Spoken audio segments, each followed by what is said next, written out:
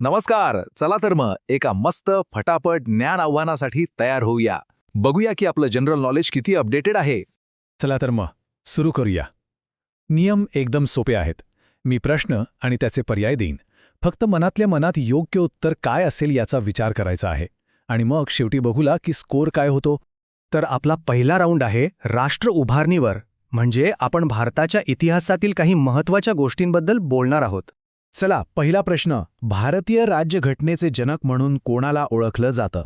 पर्याय आहेत: अ. महात्मा गांधी, ब. जवाहरलाल नेहरू, क. बी.आर. आंबेडकर की ड. सरदार पटेल. याचं उत्तर तर यायलाच पाहिजे नाही का? अगदी बरोबर. उत्तर आहे पर्याय क. Doctor BR. आंबेडकर. आपल्या सर्वांना माहीतच आहे, ते घटनेचे मुख्य शिल्पकार होते आणि मसुदा समितीचे अध्यक्ष म्हणून त्यांनीच भारताच्या कायदेशीर आणि सामाजिक चौकटीचा पाया मजबूत केला. आता पुढचा प्रश्न, परत एकदा इतिहासातूनच.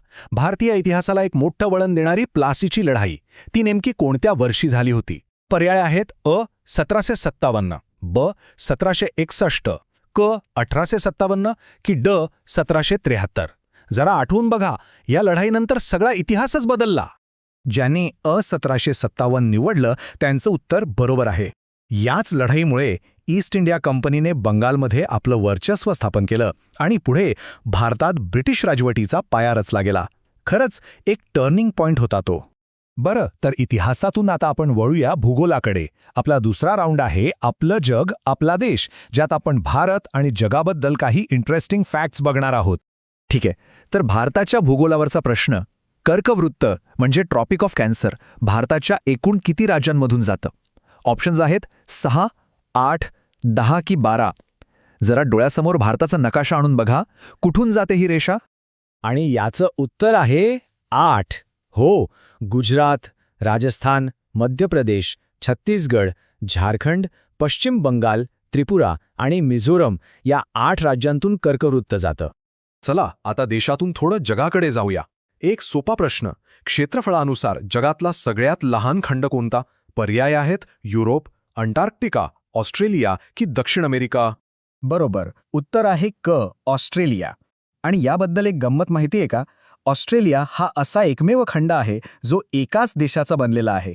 इंटरेस्टिंग नाही का? चला तर आता वळूया आपल्या तिसऱ्या राऊंडकडे, सायन्स. इथे आपण केमिस्ट्रीपासून ते आपल्या आजूबाजूच्या वातावरणापर्यंत काही गोष्टी बघूया. हा प्रश्न बघून शाळेतले विज्ञानाचे दिवस आठवतील. सोन्याचं म्हणजे गोल्डचं केमिकल सिम्बॉल काय आहे?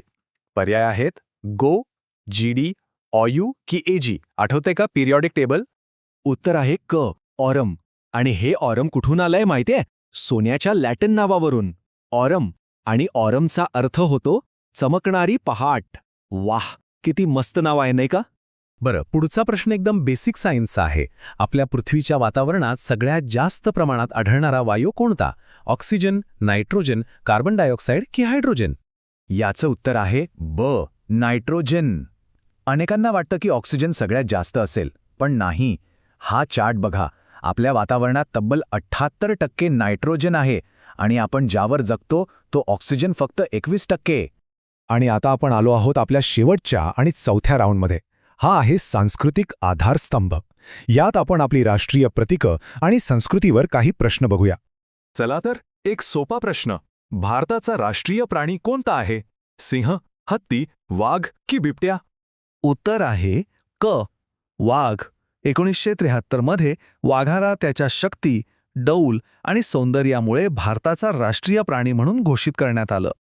आणि आता या क्विजचा शेवटचा प्रश्न, आणि हा जरासा ट्रिकी आहे हां. भारताचा राष्ट्रीय खेळ कोणता मानला जातो? क्रिकेट, हॉकी, कबड्डी की फुटबॉल? मला माहीत आहे बरेच जण क्रिकेट म्हणतील, पण थांबा, याचं उत्तर आहे ब. हॉकी. पण इथेच तर खरी गंमत आहे. जरी आपण परंपरेने हॉकीला राष्ट्रीय खेळ मानत आलो असलो तरी खरं तर आपल्या सरकारने अधिकृतपणे कोणत्याही खेळाला राष्ट्रीय खेळ म्हणून घोषित केलेलंच नाहीये. ही गोष्ट बऱ्याच लोकांना नवीन वाटेल. तर इथे आपलं हे छोटंसं ज्ञान आव्हान संपलं.